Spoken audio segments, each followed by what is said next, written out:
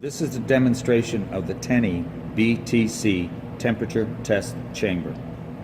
It has a temperature range of between minus 70 to plus 200 degrees C. It has an inside dimension of 20.5 inches long by 19 inches wide by 22 inches deep. It also has a 2-inch port on the side of the chamber that you can use for feed-through for your different cables connecting to your product. It has the Wattlow F4 digital controller, and it is powered by 208 volts single phase.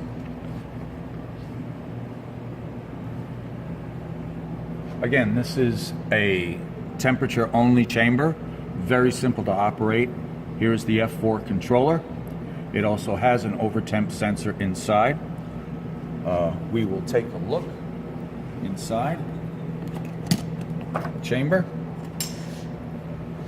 The chamber is very clean. While I have the door open, I'll also power it on.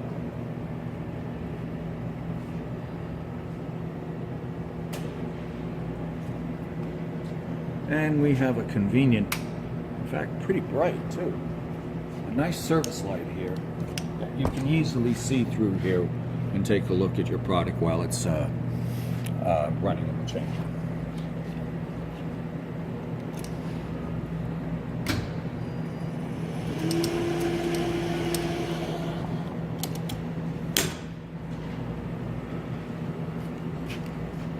Simple on-off.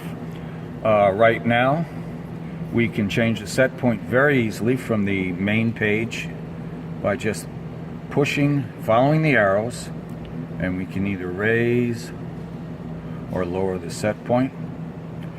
For the first part of our demonstration, we're going to go down to minus 65 degrees. So what I'm going to do is I'm going to lower the set point.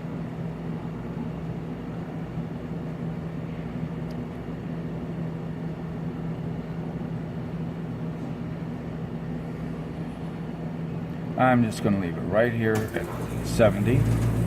Now we heard our first compressor to come on. Boom.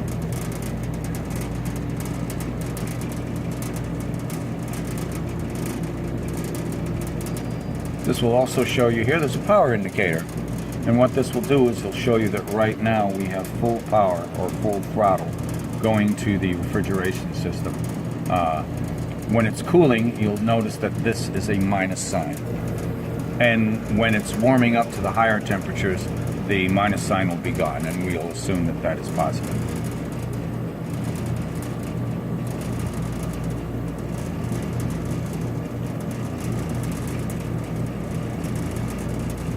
Okay, we'll come back in a while and see how we're doing.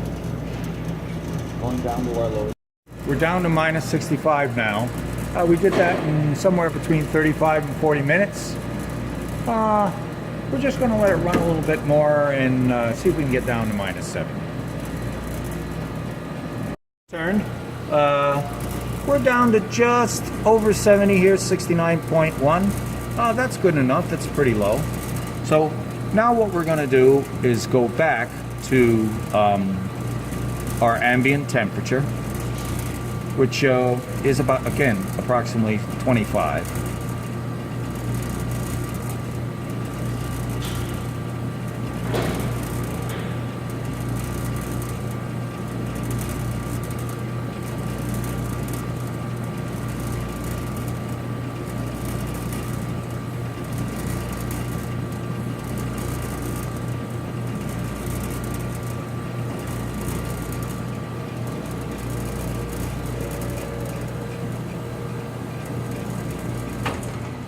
Now, typically what will happen is once you call for the controller to raise the temperature, it will shut the refrigeration compressors off inside and turn on the heaters inside the chamber.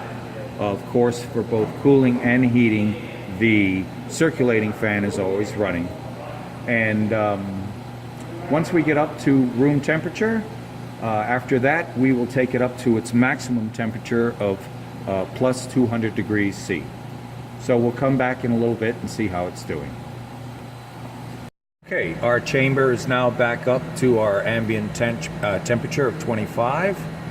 We're going to change the set point and take it all the way up to its maximum rated temperature of 200.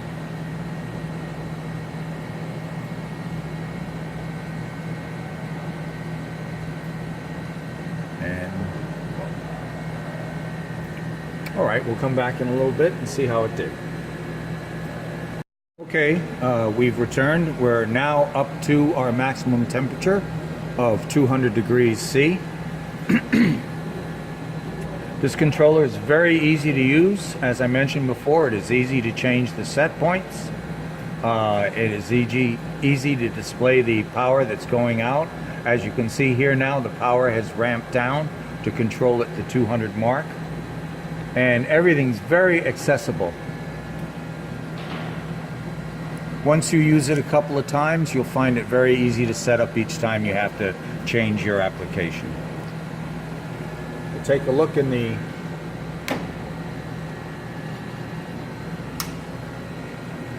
gotta be hot in there, but